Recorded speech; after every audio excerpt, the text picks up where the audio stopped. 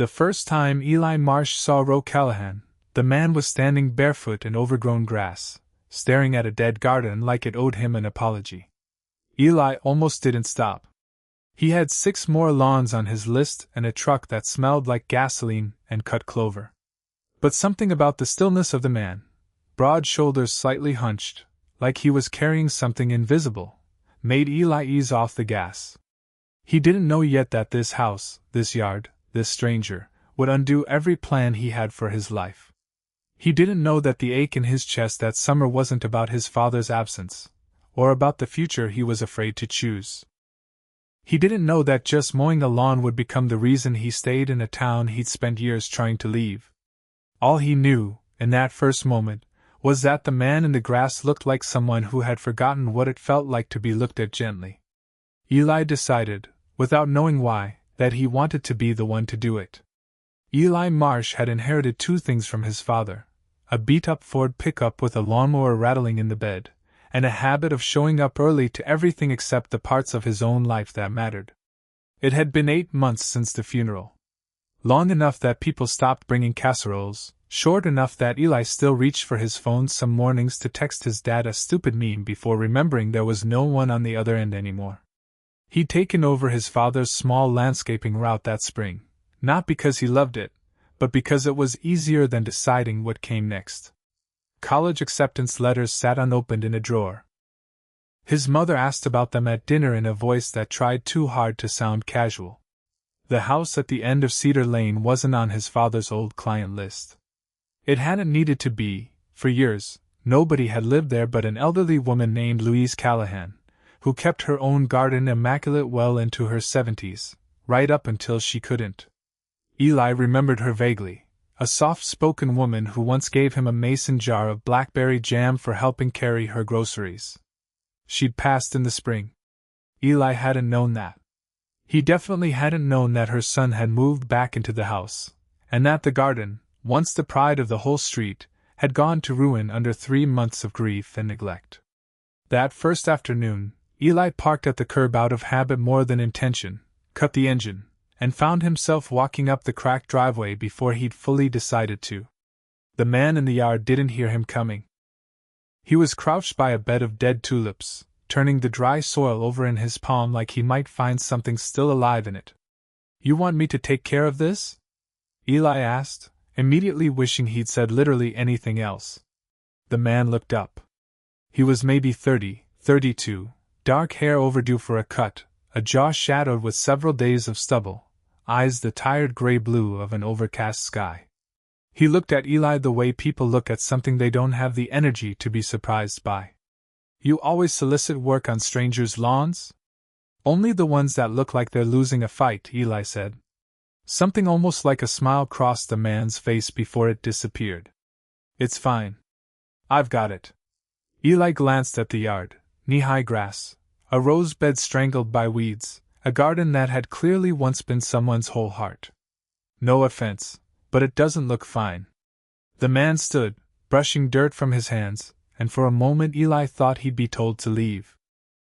Instead, the man exhaled, long and tired, like the fight had gone out of him days ago. "My mother's garden," he said, mostly to himself.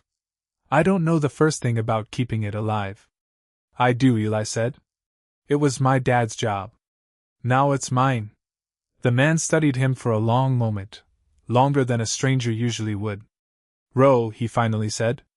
"Roe Callahan." "Eli." "Eli," Roe repeated, like he was testing the shape of the name. "All right, Eli. Show me what you've got." Neither of them could have known it was the beginning of something that would rearrange both of their lives. Eli came back the following Tuesday, and the Tuesday after that, and somewhere around the 3rd week it stopped being a job and started being something he looked forward to without admitting it to himself. Roe Callahan was not an easy man to know. He answered questions with fewer words than they deserved, disappeared into the house for long stretches, and had a habit of watching Eli work from the porch with an expression Eli couldn't read, somewhere between curiosity and caution. But the silences got shorter. The porch conversations got longer. Eli learned, in fragments, that Roe had been an architect in the city, a good one, from the careful way he talked about buildings, the way his hands moved when he described the bones of a structure. He learned that Ro had come home to care for his mother when her health started failing, and had simply never left, even after there was nothing left to take care of.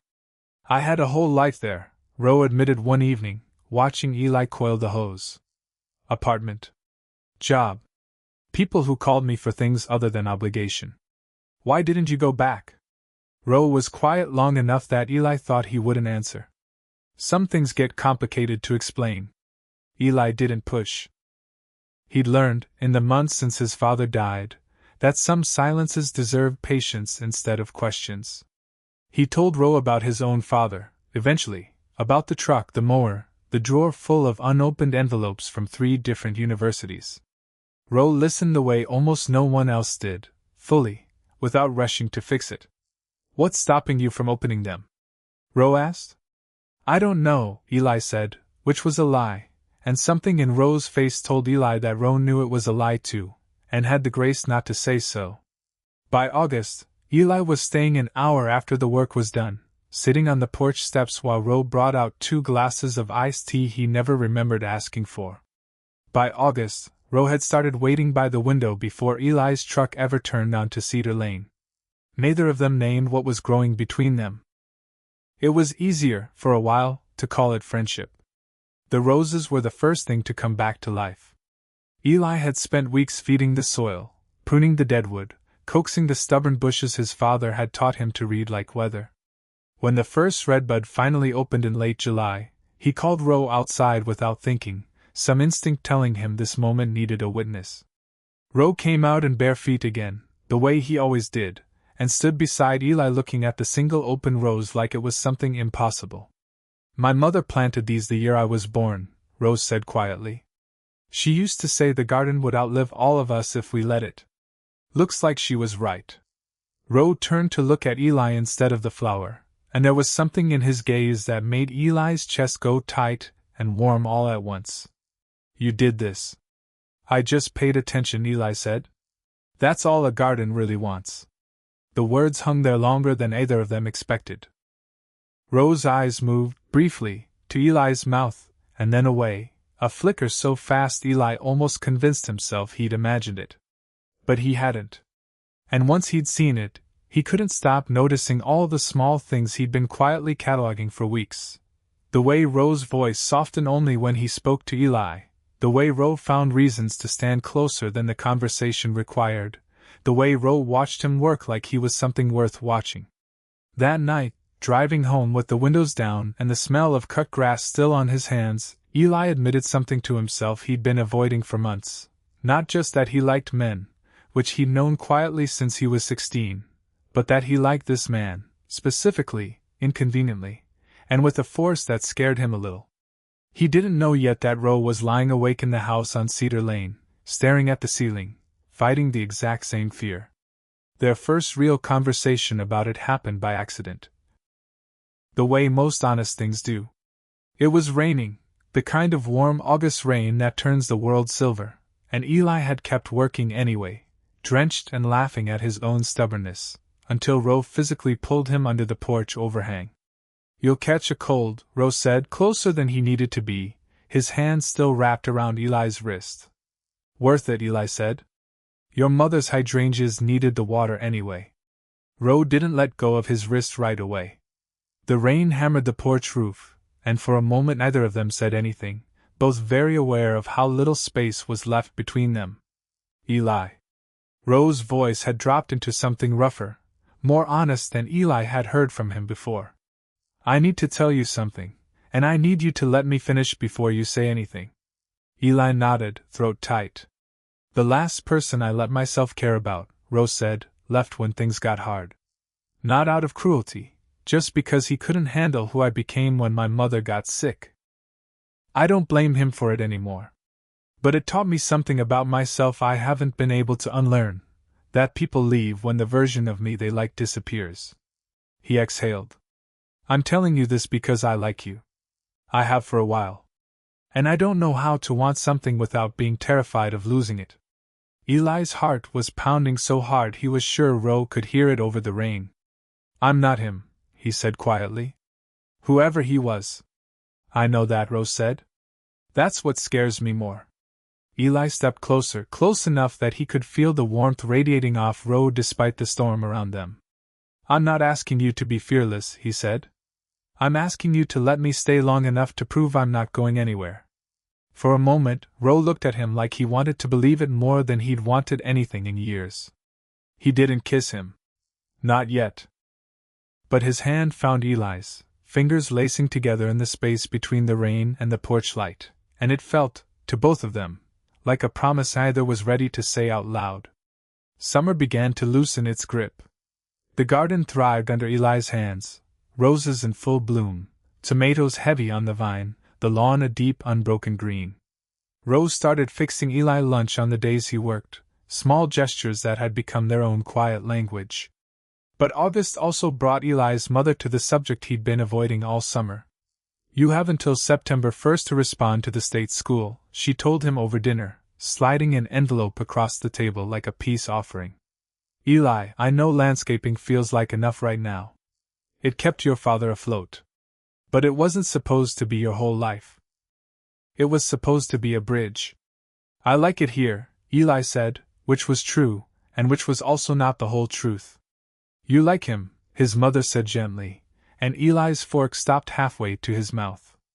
I'm not blind, sweetheart. I've seen how long you stay on Cedar Lane after the work's done. Eli didn't deny it. There didn't seem to be a point. I'm not telling you who to love, she continued. I'm telling you not to let fear of leaving become a reason to stop growing. Your father wanted more for you than this route. So do I. That night, Eli sat in his truck outside the house on Cedar Lane for 20 minutes before going in, the acceptance letter folded in his jacket pocket like something radioactive. When he finally told Rose, haltingly, guiltily, like he was confessing a betrayal, Rose's face did something complicated. Pride first. Then something quieter and sadder underneath it. You should go, Rose said too quickly, like he'd rehearsed it. That's it. You should go? What do you want me to say, Eli? Rose's voice cracked slightly. That I want you to stay in this town, mowing lawns, because I'm afraid of being alone again? You have a whole life waiting for you 3 states away. I won't be the reason you don't take it. Maybe I want to choose you, Eli said, quieter now. Then you'd be choosing fear too, Rose said. Just a different kind. Neither of them had a good answer for that. The garden, full and blooming around them, suddenly felt like the only honest thing in the yard. Eli sent in the enrollment forms on August 31st, the night before the deadline, hands shaking the entire time. He told himself it didn't have to mean the end of anything. Rose told him the same, in the driveway, the morning Eli's mother helped him load boxes into a car bound for a campus 900 miles away. This isn't goodbye, Rose said, cupping Eli's face with both hands like he was trying to memorize it. It's just distance. Feels like the same thing, Eli admitted. It's not, Rose said, though his eyes were wet, and Eli wasn't entirely sure which one of them he was trying to convince. They kissed for the first time in that driveway, slow and aching, and far too late for how long they'd wanted to.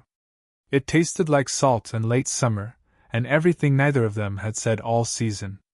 The first month of distance was survivable. Long calls. Photos of the garden Rose kept alive out of habit and stubbornness. Little things that made the miles feel smaller. By October, the calls got shorter. Rose's voice, once so unguarded on that porch, began retreating behind the same careful walls Eli had spent a summer coaxing him out from behind. Eli, drowning in coursework and a campus that didn't feel like home yet, didn't notice the retreat until it was already well underway. You've been distant, Eli said one night, the accusations slipping out before he could soften it. I've been realistic, Rose said, and something in his tone made Eli's stomach drop. You're building a life there, Eli. I'm still standing in a garden 900 miles away, waiting for phone calls. I don't know how to do this without becoming the person I was afraid of becoming, someone who resents the person he loves for having a future. So what, you're giving up? I'm protecting both of us, Rose said, from watching this become something neither of us can forgive. The call ended badly. Neither of them called back that week. Or the next? Without Ro, Eli learned things about himself he might never have found otherwise. He learned he was good at more than landscaping, that the careful attention he'd given gardens translated, unexpectedly, into a talent for environmental design, a field he stumbled into through an elective and fell for completely. He learned he could build a life on his own terms, one that didn't depend on staying in his hometown out of fear or leaving it out of obligation. But he also learned that none of it filled the specific, rose-shaped absence that followed him through every ordinary day. Not new friends, not the excitement of a new field, not the version of independence he told himself he wanted. He thought about the porch. The roses. The rain. He thought about what Ro had said in the driveway, and what he'd said on the phone weeks later, and how both of them were true in a way that hurt to hold at the same time. In November, Eli's mother called with news that made the distance suddenly feel unbearable. Ro had put the house on Cedar Lane up for sale. He was moving back to the city, taking a position at his old architecture firm. He was leaving before Eli even had the chance to fight for what they built. Eli sat with that information for 3 days before he understood what it actually meant. Ro wasn't running toward a career. He was running from a garden that reminded him, every single day, of someone he'd convinced himself he didn't have the right to keep. That was when Eli finally understood, really understood, what his mother had meant, all those months ago, about fear dressed up as practicality. He booked a flight home before he let himself think too hard about it. Cedar Lane looked different in December. Bare trees, frost silvering the grass, the garden dormant under a thin crust of frozen dirt. Eli stood at the end of the driveway with his heart hammering, unsure if he was about to save something or humiliate himself trying. Ro was in the yard when Eli arrived, exactly like the first day, crouched near the rose bushes, examining them with the same careful, grieving attention he'd shown his mother's dead tulips 6 months earlier. He looked up, and for a moment neither of them moved. "You're supposed to be at school," Rose said finally. "I had a long weekend," Eli said. "I spent it thinking about how you were about to sell a house with a garden I spent an entire summer bringing back to life, without telling me." Rose's jaw tightened. "It's not that simple." "Then make it simple for me," Eli said, stepping closer despite the cold. "Are you leaving because of the job, or because it's easier to run than to admit you're scared of loving someone who might actually stay?" Ro didn't answer right away. When he finally spoke, his voice was rougher than Eli had ever heard it. "Every person I've ever let myself need has left one way or another. My father, when I was 12. The man before you, when things got hard. My mother, because that's just what happens eventually, no matter how much you want it not to." He shook his head. "I convinced myself that if I left first, it wouldn't hurt the same way." "Did it work?" "No," Ro admitted, and something in his face finally cracked open completely. "It's the worst decision I've made in years, and I made it 3 weeks ago, and I've been trying to convince myself it was noble ever since." Eli closed the last of the distance between them, hands finding Rose's face the way Rose had once found his, in this same yard, in another season entirely. "I'm not your father," Eli said quietly. "I'm not the man before me. I got on a plane in December, during finals week, to stand in a frozen garden and tell you that leaving isn't the only way to survive love. Staying is scarier. I know that. I'm choosing it anyway." Rose's eyes were wet, and this time he didn't try to hide it. "I don't deserve." "Stop," Eli said gently. "You don't have to deserve it. You just have to choose it too." Ro didn't sell the house. He turned down the position at the old firm and instead took freelance architecture work he could do from anywhere, including, as it turned out, a small town with a garden that had come to mean more to him than any skyline ever had. Eli finished the semester and came home for winter break to a Cedar Lane that felt, for the first time, like it belonged to both of them. They spent the cold months the way people do when they've finally stopped running, slow mornings, long talks, the kind of quiet neither of them needed to fill with anything but presence. In February, Ro confessed the thing he'd never told anyone, the reason he'd frozen the first day Eli found him in the dead garden. His mother, in one of her last clear-minded afternoons, had told him about a boy who used to help old Mrs. Peterson 2 streets over with her groceries, a kind, steady kid with his father's gentle hands. She'd made Ro promise, half joking, half serious in the way dying people sometimes are, that he'd let someone like that into his life if the chance ever came. She used to say the garden would tell me when it was time, Ro admitted. I thought she meant flowers. I didn't understand until you showed up in it. Eli, hearing that, understood for the first time why the roses had always felt like more than roses. Spring came back to Cedar Lane the way it always had, roses first, then the rest of the garden following in patient, stubborn bloom. Eli finished his second semester with a plan already forming, a transfer closer to home, a future built around the town he'd once been so desperate to leave, and the man who'd taught him that staying wasn't the same as settling. On the anniversary of the day Eli had first pulled his truck up to the curb, Ro met him in the yard barefoot, the way he always did, a single rose already cut and waiting in his hand. I used to think this garden was something I inherited, Ro said, offering it to him. Now I think it's something we grew. Eli took the rose, and Ro's hand, and understood, standing in the yard that had somehow become the center of both their lives, that the title of his story had been wrong from the very beginning.